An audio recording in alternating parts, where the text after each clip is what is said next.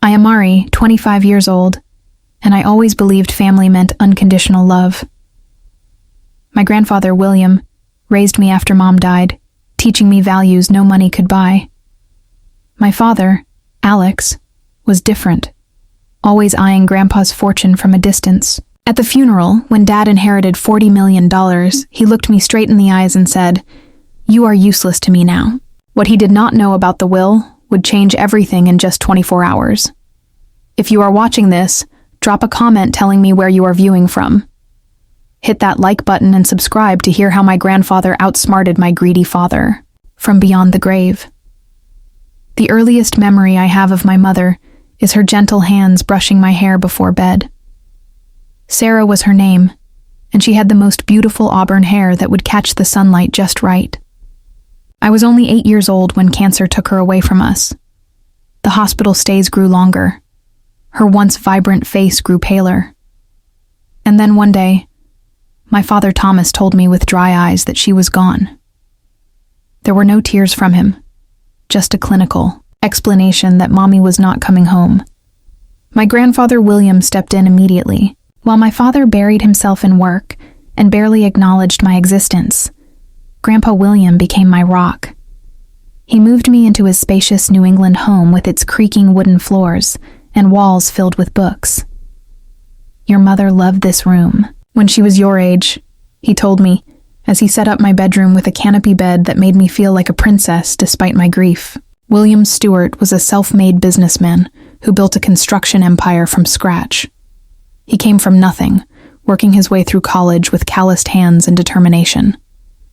By the time I came to live with him, his company, Stewart Construction, was worth millions, but you would never know it from his humble demeanor. He drove the same Buick for 15 years and taught me that wealth is what you build inside, not what you flaunt outside. My father, Thomas, was the opposite. As William's only son, he grew up expecting the family fortune. He worked at the company, but lacked my grandfather's vision and connection with people. The employees respected William, but merely tolerated Thomas.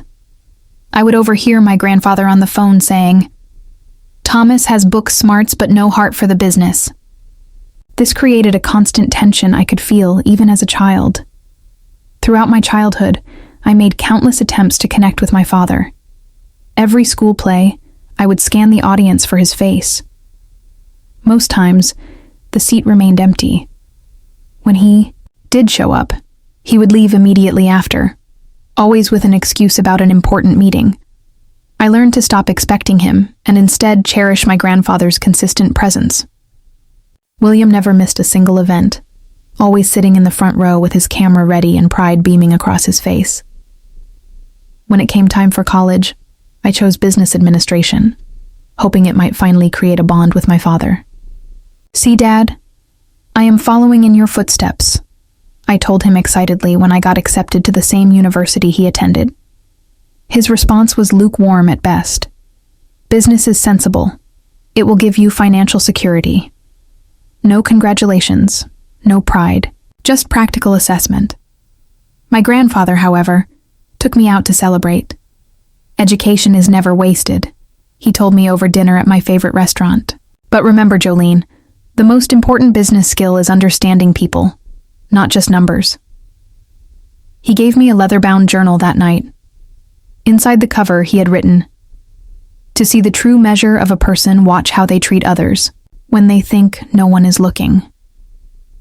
As I grew older, the contrast between these two men in my life became more apparent. Thomas would visit William's house primarily when business matters needed discussion. During these visits, he would acknowledge me with a nod or ask perfunctory questions about my studies. There was never genuine interest in my answers. His eyes would often drift to the antiques and artwork in my grandfather's home, mentally cataloging their value. William and I developed special traditions together. Sunday mornings were sacred, spent making Belgian waffles from his mother's recipe and discussing everything from politics to philosophy. He would challenge my thinking with questions rather than imposing his views. "A mind needs to be exercised just like a muscle," he would say. These conversations shaped me more than any formal education.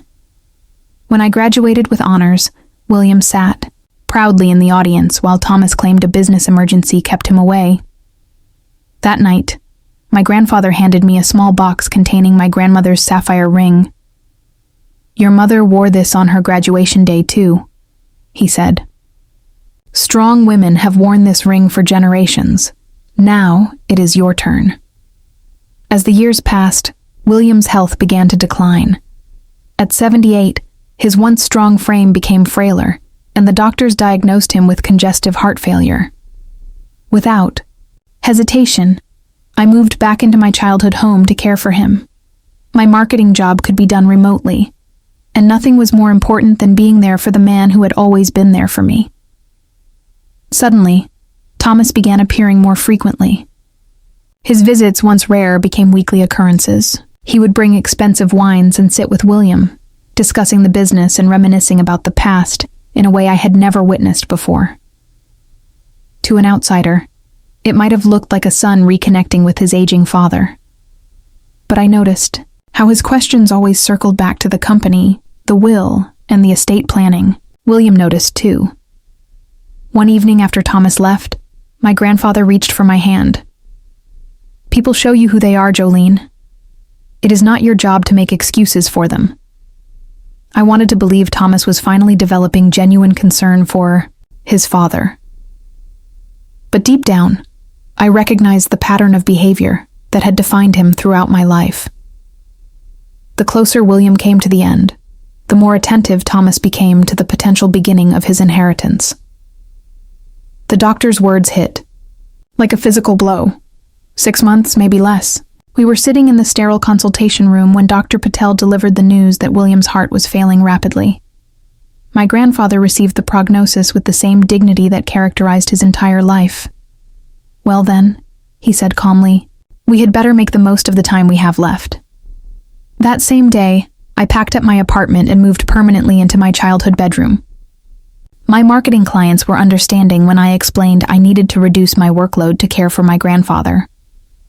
Some projects I passed to colleagues, keeping only the ones I could manage between caregiving responsibilities. Money became tighter, but that was the least of my concerns. William's condition required constant attention. I learned to administer his medications, monitor his oxygen levels, and recognize the subtle signs that indicated good days from bad. The home health nurse, Lydia, came 3 times a week, but the bulk of the care fell to me. I set up a small desk in the corner of the living room so I could work while keeping him company. Despite his weakening body, William's mind remained sharp as ever. Our conversations deepened during this period, as if the approaching end of his life had removed all filters. "I have no regrets about the business," he told me one afternoon as sunlight streamed through the bay windows. "But I do regret the distance with Thomas. I wonder if I pushed him too hard or not hard enough." I would read to him from his favorite books when he was too tired to hold them himself. Hemingway, Steinbeck, and biographies of historical figures filled our evenings. Sometimes he would stop me mid-paragraph to share a memory or insight the passage had triggered. "Life is a collection of stories, Jolene," he said once. "Make sure yours is worth telling." On good days, we would sit in the garden he had tended for decades. The roses were his pride, each variety selected and cultivated with patience. "Everything worthwhile takes time," he explained as he instructed me on proper pruning techniques from his wheelchair. "Remember that with people too. The best ones reveal their beauty slowly." During these months, Thomas began visiting twice weekly, sometimes bringing expensive takeout food that William could barely eat with his diminished appetite. I noticed how my father would casually bring up business matters during these visits. "The Jefferson contract is almost finalized," he would say. "The profit margins look excellent for the next 5 years." William would listen politely, but I caught the knowing glance he would sometimes throw my way. After one such visit, he asked me to help him to his study. Once the door closed, he said, "I need you to call Harold Jenkins. It is time to review some paperwork." "Patience. I promise," I whispered, fighting back tears. "And one more thing," he added, his voice suddenly stronger. Do not worry about your future. I have made sure you will be taken care of. I assumed he meant emotionally or spiritually, never imagining the literal interpretation those words would later take. As William's condition deteriorated, Thomas's visits became even more frequent. He began bringing company documents for William to review despite the doctor's warnings about unnecessary stress. Dad needs to stay connected to what he built, Thomas insisted when I objected. I noticed how he would study William's medicine schedule, asking detailed questions about the progression of the disease. During this period, William insisted on more private meetings with Harold. Sometimes they would speak in hushed tones that fell silent when I entered the room. Once I overheard William saying firmly, "He needs to learn. This is the only way." The final week arrived more suddenly than the doctors predicted. William became bedridden. His breathing labored despite the oxygen. I barely left his side, sleeping, on a cot next to his bed. Thomas visited daily now, his concern seemingly genuine as the inevitable approached. On the last night, during a rare moment when Thomas had stepped out to take a call, William beckoned me closer. His voice was barely audible. "Remember who you are, Jolene. Blood does not always make family." He squeezed my hand with surprising strength. The truth has a way of revealing itself. William Stewart passed peacefully in his sleep at 3:17 a.m. on a Tuesday morning in October. I was holding his hand, telling him about the sunrise that would soon appear when I realized his chest had stopped rising. A profound silence filled the room, broken only by my quiet sobs. I called the hospice nurse first, then Thomas. "My father," answered groggy, but his voice sharpened immediately when I delivered the news. "I will be right there," he said. "Do not call anyone else yet." Thomas arrived dressed in a suit despite the early hour. After the doctor confirmed the death and left, my father did something that struck me as bizarre. Before even acknowledging my grief, he began opening desk drawers and checking bookshelves. "What are you doing?" I asked through tears. "Looking for the will," he replied matter-of-factly. "Dad mentioned keeping a copy at home." As I sat shell-shocked by my grandfather's bed, Thomas made calls to the company board members and the funeral, home taking charge with an efficiency that seemed inappropriate given the circumstances. There was no space for grief in his actions, only business to be handled. In that moment, I felt more alone than I ever had before. The morning of William's funeral arrived with appropriately somber skies. Gray clouds hung low, threatening rain, that never quite materialized, much like the tears my father never quite shed. Stewart Construction closed for the day out of respect, and the funeral home parking lot overflowed with cars. William had touched countless lives from employees he had given second chances to clients who became friends over decades of business dealings. I wore the simple black dress my grandfather had complimented years before. "Elegance does not shout," he had told me. Then Thomas arrived with his assistant in tow, a young man frantically taking notes about who attended and which business. Connections were present. The church filled beyond capacity. People stood along the walls and spilled out into the foyer. I sat in the front row, a box of tissues clutched in my trembling hands. Thomas sat beside me, checking his watch periodically as if he had a more important appointment to follow.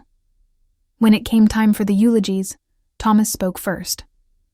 His speech was polished and professional, focusing mainly on William's business acumen and company legacy. He used phrases like financial stewardship and market leadership that felt hollow in the sacred space. There was no mention of William as a father or grandfather. No personal anecdotes that revealed the man behind the success.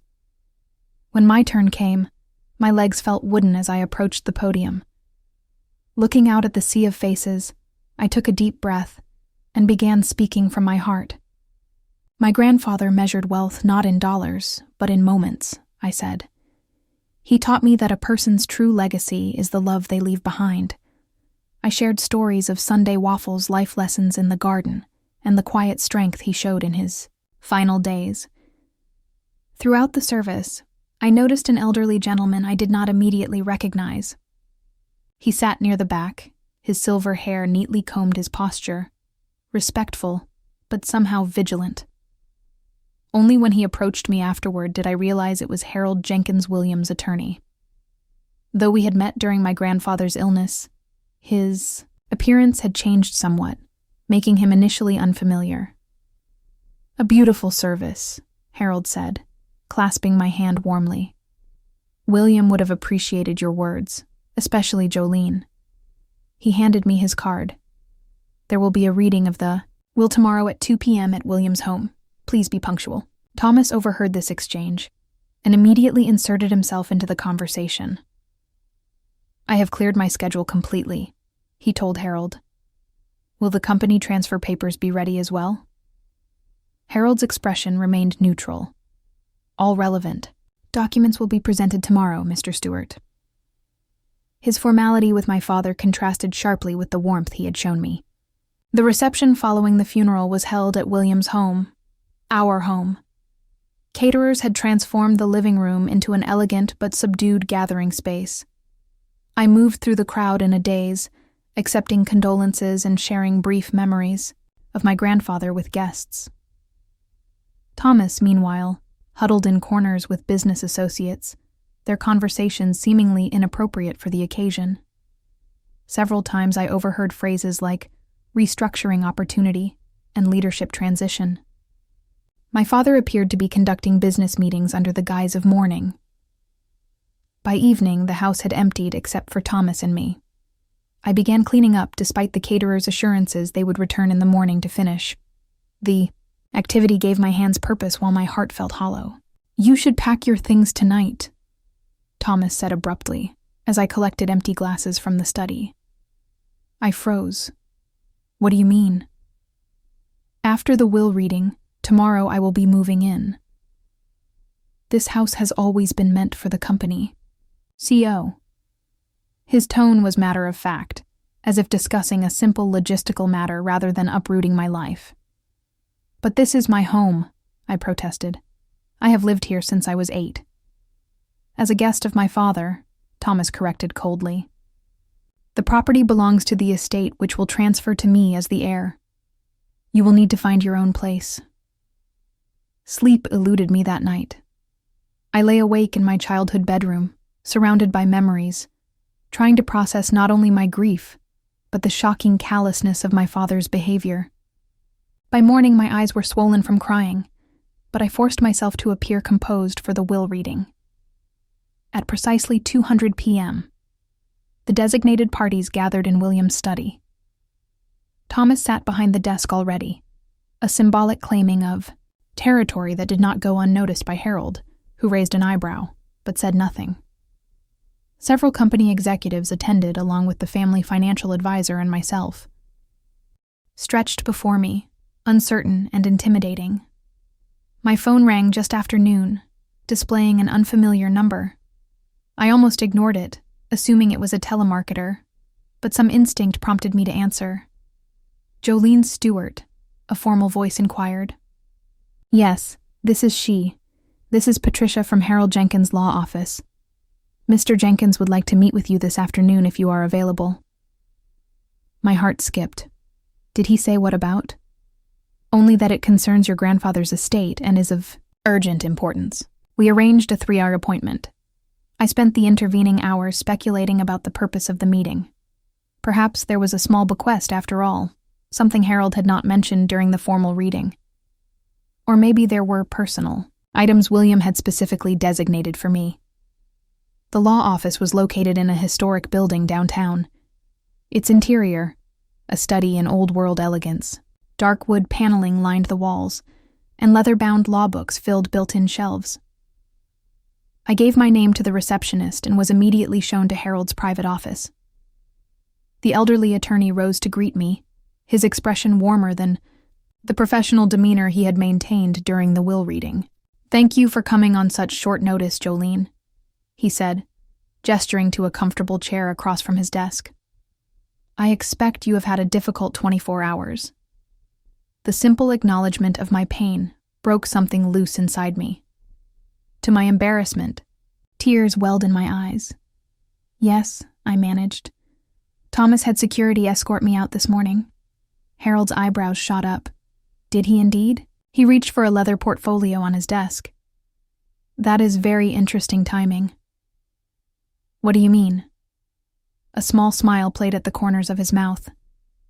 Did your father even read the complete will? Harold's question hung in the air between us. I stared at him, confusion momentarily replacing my grief. The complete will. I was there for the reading. Thomas inherited everything. The company, the house, all $56 million worth of assets. The elderly lawyer leaned back in his chair, fingers steepled beneath his chin. Yes, the primary provisions were read aloud, as is customary. But did Thomas bother to review the complete document afterward? The conditions and codicils?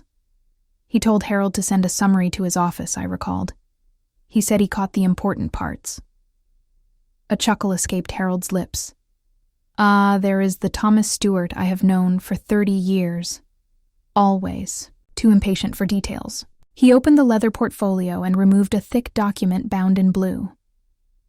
Your grandfather anticipated this exact behavior. My heartbeat quickened. What do you mean? William and I spent considerable time crafting this will, particularly over the last year as his health declined. Harold put on his reading glasses and flipped to a marked page. The inheritance does indeed go to Thomas, but with very specific conditions attached. He cleared his throat and began to read. The bequest to my son Thomas William Stewart is contingent upon his agreement to provide lifetime support for my granddaughter, Jolene Sarah Stewart, including but not limited to housing at the family residence, a monthly allowance of $10,000 for living expenses, and coverage of all educational and healthcare costs she may incur. My mouth fell open. Harold continued reading. Should Thomas fail to fulfill these obligations at any time, or should he act in a manner that causes significant distress or hardship to Jolene, the entirety of the estate, including Stewart Construction, and all associated holdings shall immediately transfer to Jolene. Sarah Stewart. The room seemed to spin around me, but he already violated that condition. He threw me out this morning. Harold's eyes twinkled. Precisely, and in doing so, less than 24 hours after the will reading, he has defaulted on the primary condition of his inheritance. So what does that mean? I asked, barely able to process the implications. It means, my dear, that according to the legally binding terms of your grandfather's will, you are now the sole owner of Stewart Construction, and all associated assets valued at approximately $56 million. I gasped, my hand flying to my mouth. That cannot be right. There must be some mistake. No mistake. Harold removed his glasses. William knew his son better than anyone. He specifically told me Thomas will show his true colors within a week, probably within a day. He was quite accurate in his prediction. But why not just leave everything to me directly? I wondered aloud. Your grandfather was a wise man who understood human nature. He wanted to give Thomas one final chance to do the right thing, to be the father he should have been all along. Harold's expression softened. But he also wanted to protect you, which is why he created this mechanism. Does Thomas know about this yet? Harold shook his head. No, and his reaction should be quite enlightening. Your father was too eager to count his millions to bother reading the document that granted them to him. A small laugh escaped him. In my 40 years of practicing law, I have rarely seen justice dispense itself so swiftly. The realization of what had happened began to sink in. My grandfather had not forgotten or abandoned me. Quite the opposite. He had created an ingenious test that my father had promptly failed. The house I had been evicted from this morning was now legally mine. The company that had always been just beyond my reach was now my responsibility. I do not know how to run a construction company, I said, panic edging into my voice. William considered that as well. Harold removed another document from his portfolio. This letter explains his wishes for your transition. He suggests retaining the current executive team, while you learn the business with specific recommendations for mentors within the company. He was quite confident in your abilities, Jolene. Tears filled my eyes again, but these were different from the ones I had shed in the hotel room. These were tears of gratitude, of feeling seen and valued by the man who had raised me. There is more, Harold continued. William left video messages for both you and Thomas. He asked that they be viewed together with me present. I propose we schedule that meeting for tomorrow morning. Does it have to be together? I asked, dreading another confrontation with my father. Your grandfather was quite specific about that requirement. I believe he wanted Thomas to witness your reaction and vice versa. Harold checked his calendar. Shall we say 1000 a.m. tomorrow in the conference room here? I nodded, still overwhelmed by this reversal of fortune. In the meantime, Harold said, handing me a business card. This is the contact information for the estate security company. You may wish to have them meet you at the house later today. To do what? A smile crossed his weathered face. To change the locks back, of course. It is your house now, Jolene. As I left the law office, the world looked different somehow. The same streets I had driven in despair that morning now seemed full of possibility. I called Angela to cancel my stay, explaining briefly that circumstances had changed dramatically. Are you okay? She asked, concern evident in her voice. I think I will be, I replied honestly. For the first time in days, I think I will be. My next call was to the security company. They agreed to meet me at the house at 5 p. Stretched before me, uncertain and intimidating. My phone rang just after noon, displaying an unfamiliar number. I almost ignored it, assuming it was a telemarketer, but some instinct prompted me to answer. Jolene Stewart, a formal voice inquired. Yes, this is she. This is Patricia from Harold Jenkins' law office. Mr. Jenkins would like to meet with you this afternoon if you are available. My heart skipped. Did he say what about? Only that it concerns your grandfather's estate and is of urgent importance. We arranged a 3-hour appointment. I spent the intervening hours speculating about the purpose of the meeting. Perhaps there was a small bequest after all, something Harold had not mentioned during the formal reading. Or maybe there were personal items William had specifically designated for me. The law office was located in a historic building downtown. Its interior, a study in old-world elegance, dark wood paneling lined the walls, and leather-bound law books filled built-in shelves. I gave my name to the receptionist and was immediately shown to Harold's private office. The elderly attorney rose to greet me, his expression warmer than the professional demeanor he had maintained during the will reading. Thank you for coming on such short notice, Jolene, he said, gesturing to a comfortable chair across from his desk. I expect you have had a difficult 24 hours. The simple acknowledgement of my pain broke something loose inside me. To my embarrassment, tears welled in my eyes. Yes, I managed. Thomas had security escort me out this morning. Harold's eyebrows shot up. Did he indeed? He reached for a leather portfolio on his desk. That is very interesting timing. What do you mean? A small smile played at the corners of his mouth. Did your father even read the complete will? Harold's question hung in the air between us. I stared at him, confusion momentarily replacing my grief. The complete will. I was there for the reading. Thomas inherited everything. The company, the house, all $56 million worth of assets. The elderly lawyer leaned back in his chair, fingers steepled beneath his chin. Yes, the primary provisions were read aloud, as is customary. But did Thomas bother to review the complete document afterward? The conditions and codicils? He told Harold to send a summary to his office, I recalled. He said he caught the important parts. A chuckle escaped Harold's lips. Ah, there is the Thomas Stewart I have known for 30 years. Always too impatient for details. He opened the leather portfolio and removed a thick document bound in blue. Your grandfather anticipated this exact behavior. My heartbeat quickened. What do you mean? William and I spent considerable time crafting this will, particularly over the last year as his health declined. Harold put on his reading glasses and flipped to a marked page. The inheritance does indeed go to Thomas, but with very specific conditions attached. He cleared his throat and began to read. The bequest to my son Thomas William Stewart is contingent upon his agreement to provide lifetime support for my granddaughter, Jolene Sarah Stewart, including but not limited to housing at the family residence, a monthly allowance of $10,000 for living expenses, and coverage of all educational and healthcare costs she may incur. My mouth fell open. Harold continued reading. Should Thomas fail to fulfill these obligations at any time, or should he act in a manner that causes significant distress or hardship to Jolene, the entirety of the estate, including Stewart Construction, and all associated holdings shall immediately transfer to Jolene Sarah Stewart. The room seemed to spin around me, but he already violated that condition. He threw me out this morning. Harold's eyes twinkled.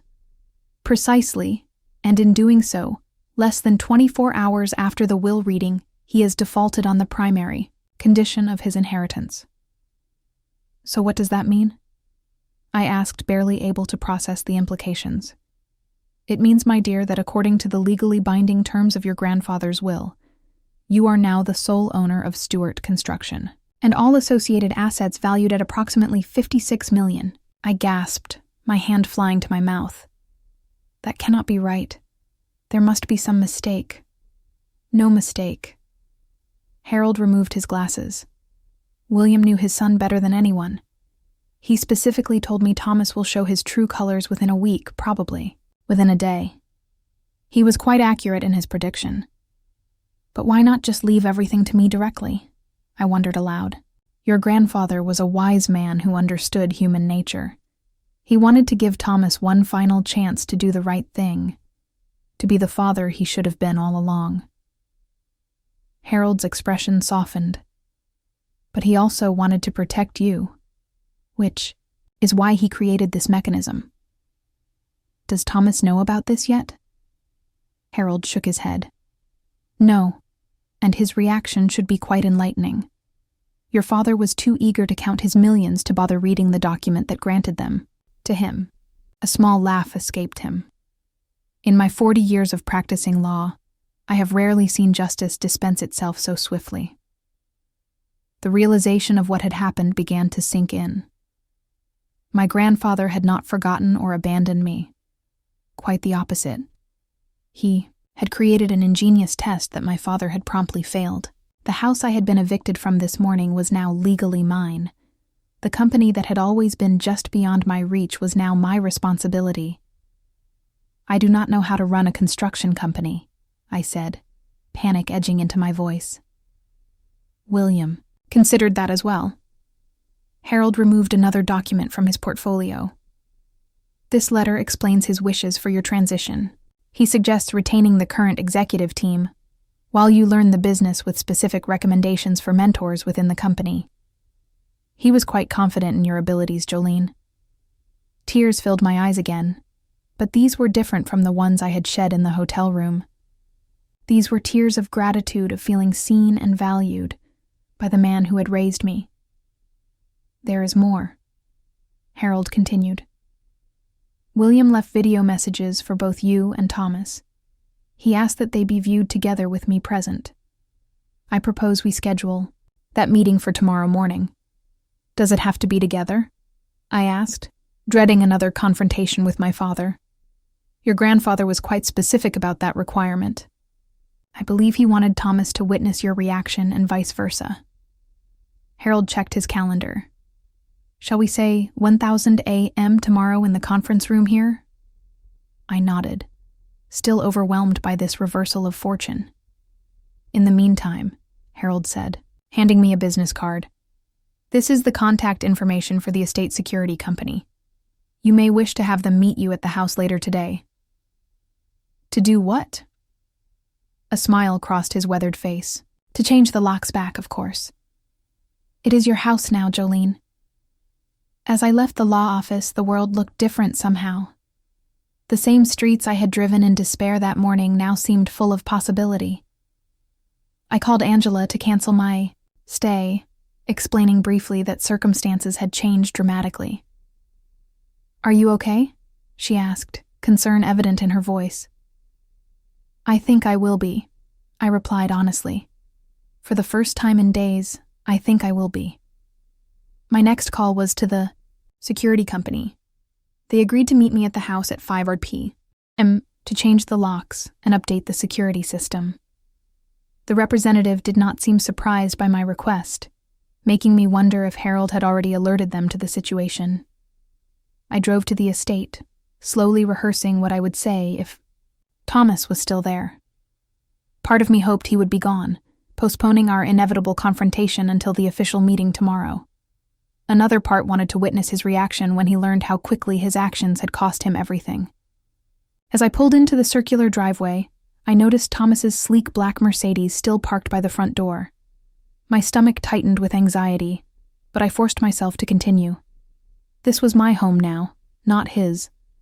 My grandfather had made that clear, in the most definitive way possible.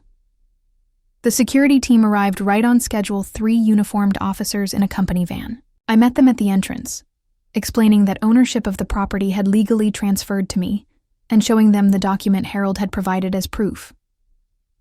"We will need to inform the current occupant of the change in status," the lead officer explained professionally. I nodded. I understand. Thomas answered the door himself, his expression shifting from annoyance to shock when he saw me standing with the security team. "What is the meaning of this?" he demanded. The lead officer stepped forward.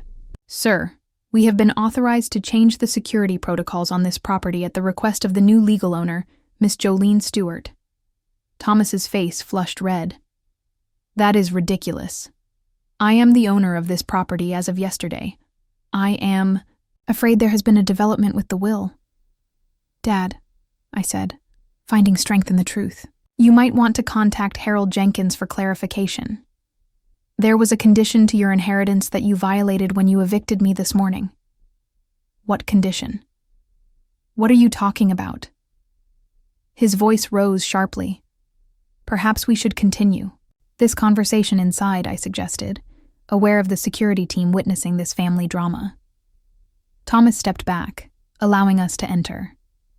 The security team remained professionally distant, focusing on their technical tasks, while Thomas and I moved to the study. "Explain yourself," he demanded once the door closed behind us. "Grandfather's will stipulated that you had to provide for me, including letting me live here. By throwing me out, you violated the terms of the inheritance." I kept my voice calm, stating facts rather than accusations. Thomas's face went pale as the implications sank in. "That is impossible. Harold would have mentioned something that significant during the reading. It was in the full document which you did not bother to read," I replied. "We have a meeting with Harold tomorrow at 10 a.m. to discuss everything formally." For a moment, Thomas seemed to deflate before my eyes. Then his expression hardened. "This is some kind of trick. You and that old lawyer cooked this up together. The will was written and notarized months ago," I said. "Grandfather knew exactly what would happen. He gave you a chance to do the right thing, and you failed within 24 hours. The security team leader knocked politely before entering. "Excuse me, Miss Stewart. The exterior locks have been changed. Where would you like the new keys delivered?" Thomas stared at the man, then back at me, the reality of the situation finally penetrating his denial.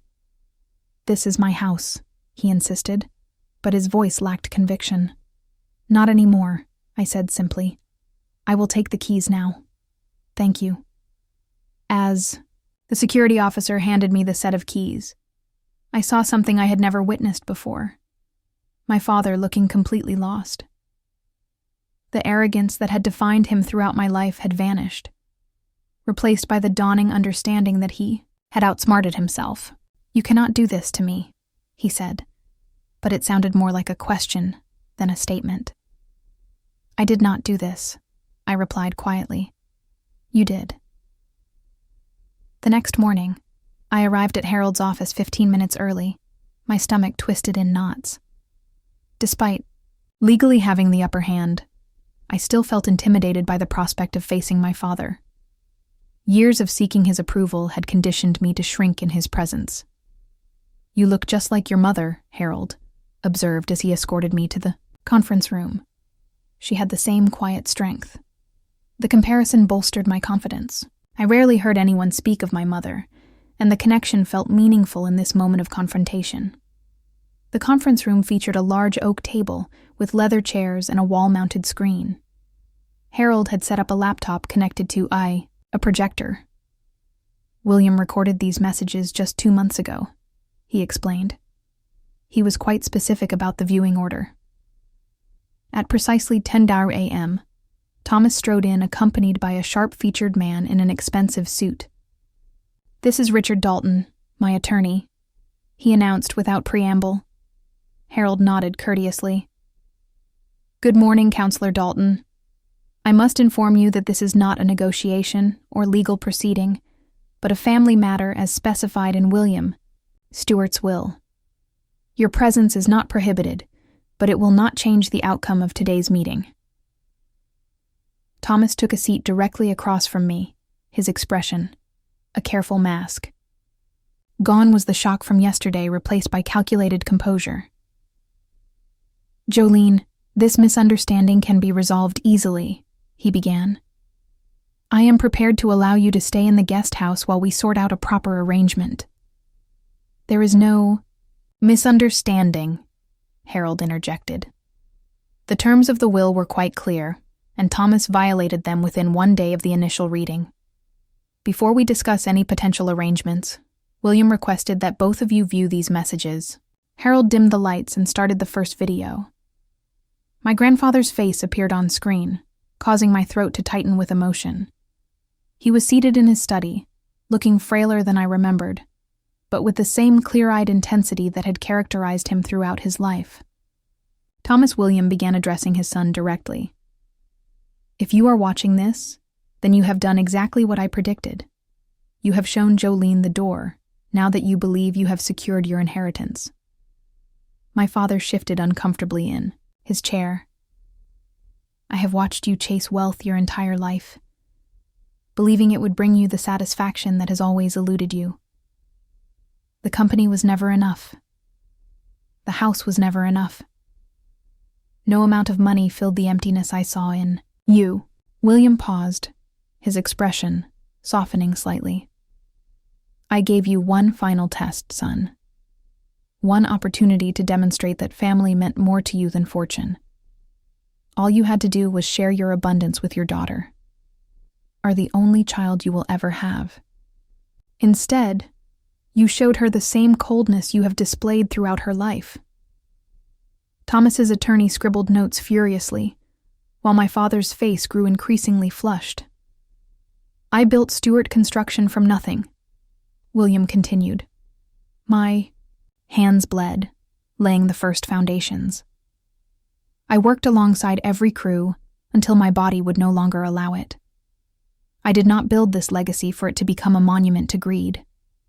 The room fell completely silent as William leaned closer to the camera. "The company now belongs to Jolene, as does the house and all associated assets. This is not a punishment, Thomas. It is the natural consequence of your choices. You have always valued money above relationships. Now you have neither." The video ended, leaving a heavy silence in its wake. Thomas stared at the blank screen, his expression unreadable. "There is a message for Jolene as well," Harold said quietly, starting the second video. My grandfather appeared again, his expression much warmer this time. "My dearest Jolene," he began, causing tears to immediately spring to my eyes. "If you are watching this, then everything has happened as I anticipated. I am sorry for the pain Thomas has caused you, but not surprised by it." William smiled gently. "You have shown me what true family means through your actions, not just your words. The way you cared for me in my final months was a gift I can never repay, but I can ensure your future is secure." He leaned forward, his eyes seemingly looking directly into mine. Stuart, construction is now yours. Do not be intimidated by this responsibility. You have a natural understanding of people that Thomas never possessed. The company needs your heart as much as your head. My grandfather held up a framed photo. I recognized a picture of my mother and me when I was about 5 years old. Sarah would be so proud of the woman you have become. Lead with compassion, Jolene, but never confuse it with weakness. You are stronger than you know. As the second video ended, I wiped tears from my cheeks. Thomas sat motionless, his attorney whispering urgently in his ear. Harold turned on the lights. There is one final portion to William's message, a letter addressed to both of you. He removed an envelope from his portfolio and broke the seal. William requested this be read aloud in your presence. The letter was brief, but powerful. Thomas and Jolene. While the legal ownership of the company and assets now belong solely to Jolene, I leave one path for reconciliation. If Thomas demonstrates genuine change and contributes meaningfully to the company over a period of no less than 2 years, Jolene may at her sole discretion consider sharing a portion of the ownership with him. This decision belongs entirely to Jolene and must come from authentic relationship, not obligation or manipulation. Harold folded the letter and placed it back in the envelope. That concludes William's final communications. An uncomfortable silence filled the room. Thomas's attorney whispered something else to him, but he waved the man silent for the first time since I could remember. My father looked defeated. "This cannot be legal," he finally said. But the conviction had drained from his voice. "I assure you it is entirely legal," Harold replied. "The conditions were clearly stated in the will. You chose not to read fully. My office has already filed the necessary paperwork to transfer all assets to Jolene, effective as of yesterday afternoon when you violated the terms." Thomas turned to me, his expression morphing from anger to something resembling desperation. "Jolene, be reasonable. I am your father. This company has been in my future for decades. You do not know the first thing about running a construction business." "I can learn," I replied simply. Grandfather believed I could. "I made a mistake yesterday." Thomas conceded his tone, shifting to one I had never heard from him before, almost pleading. I was overwhelmed with grief and not thinking clearly. "We can work this out as a family." "Family?" I repeated the word, tasting bitter on my tongue. "You have never treated me like family. Even when Mom was dying, you were distant. Grandfather raised me while you chased business deals. Yesterday was not a momentary lapse in judgment.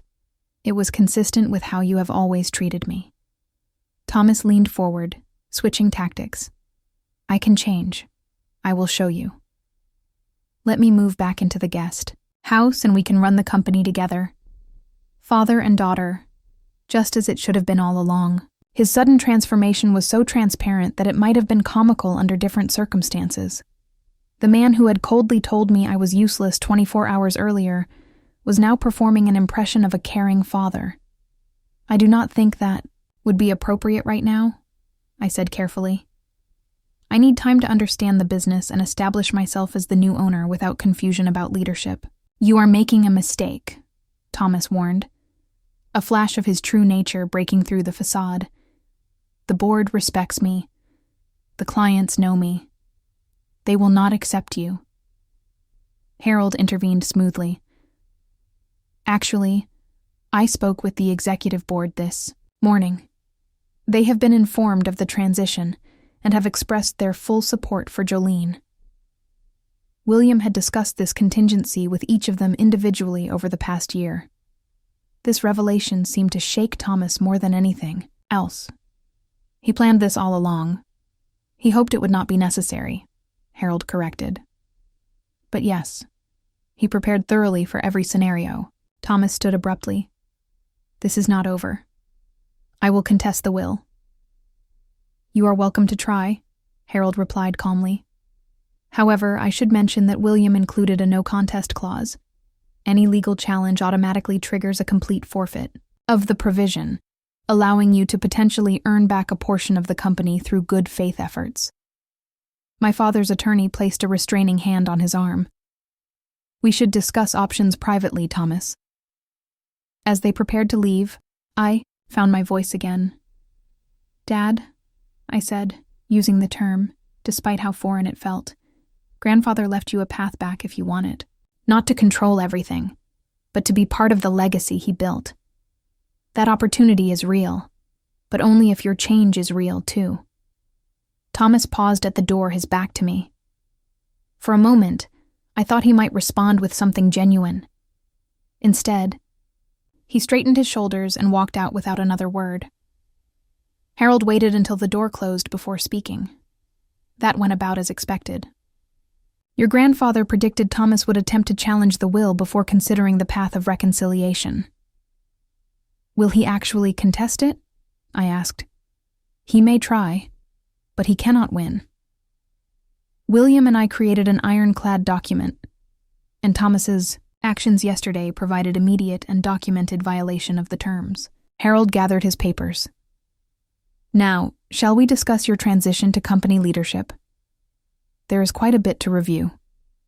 As we moved to Harold's office to begin planning my unexpected future, I felt a strange mixture of emotions.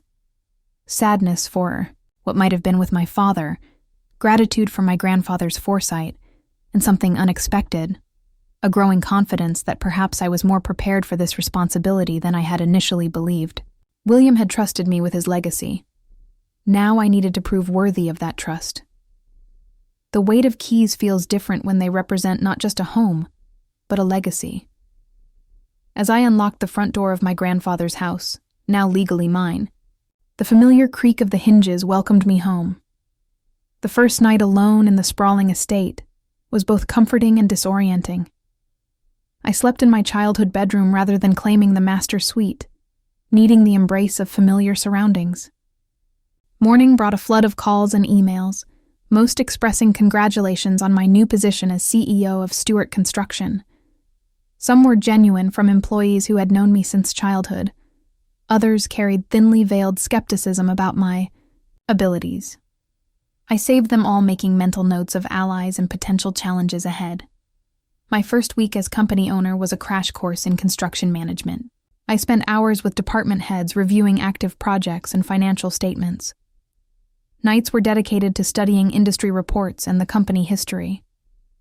William had built a solid organization with a strong executive team, making my learning curve less steep than it might have been. Thomas made his first attempt at reconciliation exactly 7 days after our meeting in Harold's office. He arrived unannounced at the house carrying an expensive bottle of wine and wearing an expression of practiced humility. I thought we might talk, he said when I answered the door. Father to daughter. I invited him into the living room but did not open his wine. What do you want to discuss? I have been reflecting on William's message. He began perching uncomfortably on the edge of the sofa. Perhaps I have been too focused on the business aspects of life. Perhaps, I echoed, waiting for him to continue. I would like another chance, Thomas said, leaning forward earnestly. To be the father I should have been, to mentor you in running the company. His performance was almost convincing. The slight tightness around his eyes was the only tell that his words were tactical rather than heartfelt. I appreciate the offer, I replied carefully. But I think we need to establish trust before discussing any business arrangements. Perhaps we could start with regular family dinners completely separate from company matters. Thomas's smile faltered slightly. Of course, though my expertise would be valuable during this transition period, the Jefferson contract alone requires delicate handling. And there it was, the true purpose of his visit revealed. The Jefferson contract was the company's largest current project worth millions in revenue. The Jefferson situation is being handled, I assured him. I met with Robert Jefferson yesterday. We have restructured the timeline to accommodate their budget adjustments. Thomas could not hide his surprise. You met with Bob personally. He rarely takes meetings with anyone below executive level. Apparently, he made an exception for William's granddaughter. I did not mention that the meeting had gone exceptionally. well with Jefferson expressing relief at dealing with someone who valued relationships over immediate profit margins. Our conversation continued in this vein, with Thomas making overtures of family connection that inevitably circled back to business advantages. After an hour, he left with promises to call soon about that family dinner. We both knew he would not. Over the following weeks, Thomas tried different approaches. Sometimes he appeared vulnerable, alluding to health concerns or loneliness. Other times he arrived with business contacts in tow, attempting to leverage their presence into access to company operations. Once he even brought old family photos, a transparent attempt to manipulate my emotions. Each visit followed the same pattern. Initial warmth followed by increasingly obvious attempts to regain control of the company. Each time I maintained boundaries, while leaving the door open for genuine relationship as my grandfather had wished. Meanwhile, I was finding my footing at Stewart Construction. My background in marketing proved unexpectedly valuable as we expanded our digital presence and modernized our client communications. The executive team, once wary, began bringing problems to me directly, finding that my perspective often offered fresh solutions.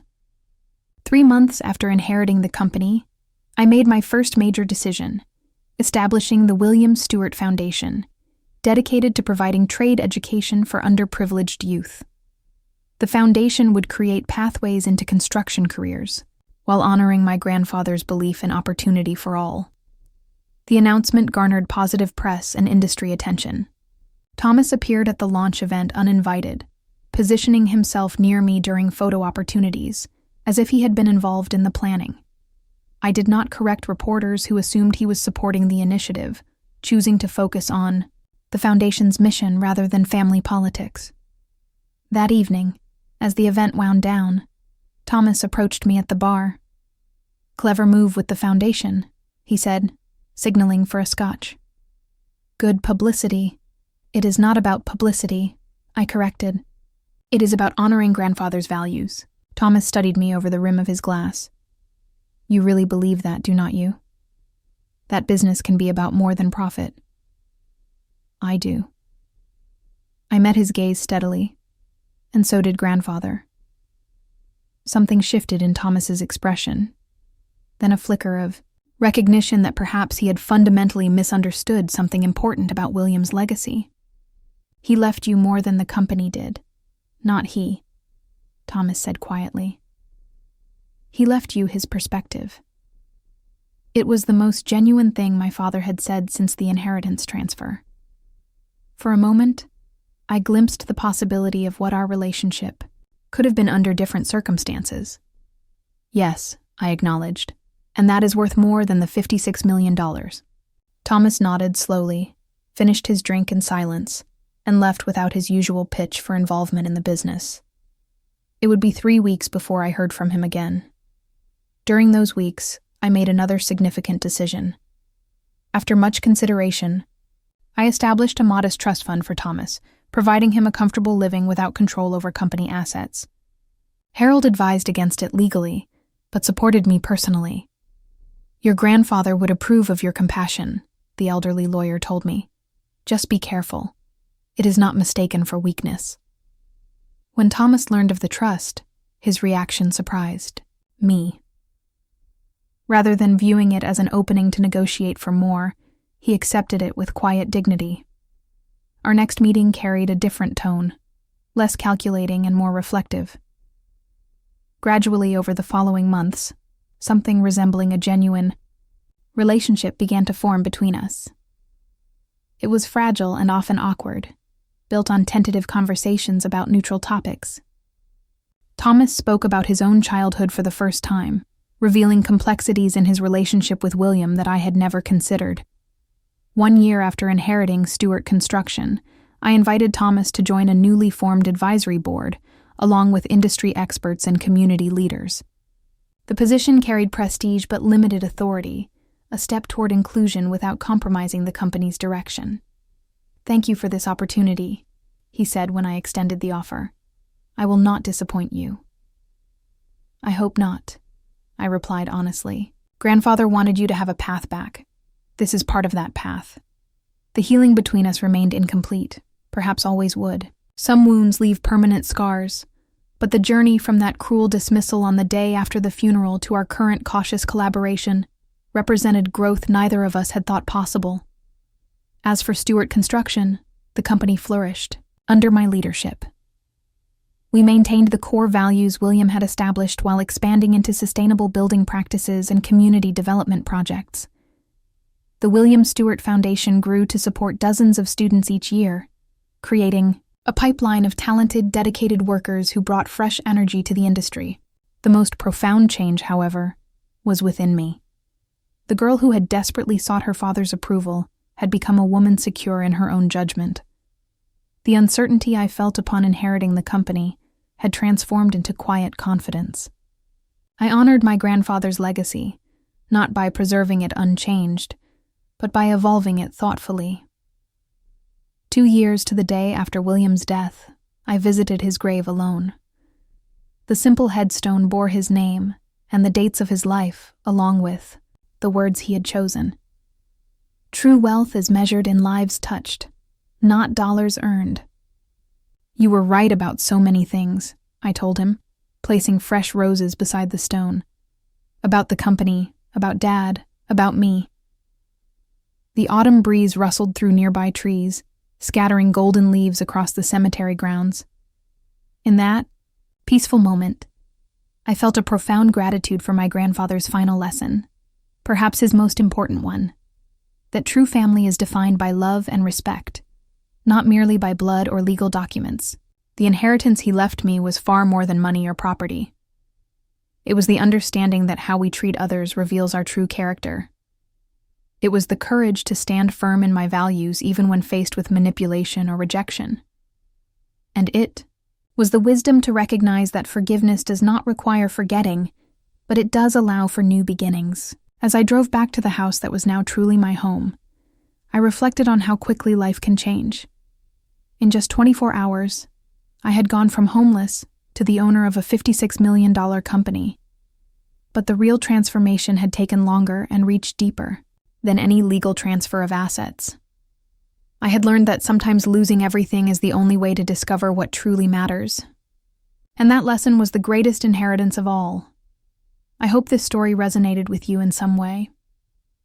Have you ever experienced a situation where someone underestimated you only to regret it later? Or perhaps you have had a family member who taught you important life lessons through their actions, rather than just their words. Share your thoughts in the comments below, and do not forget to like, subscribe, and share this video if it touched your heart. I am grateful for each of you taking the time to listen to my journey, and I look forward to connecting through your stories as well.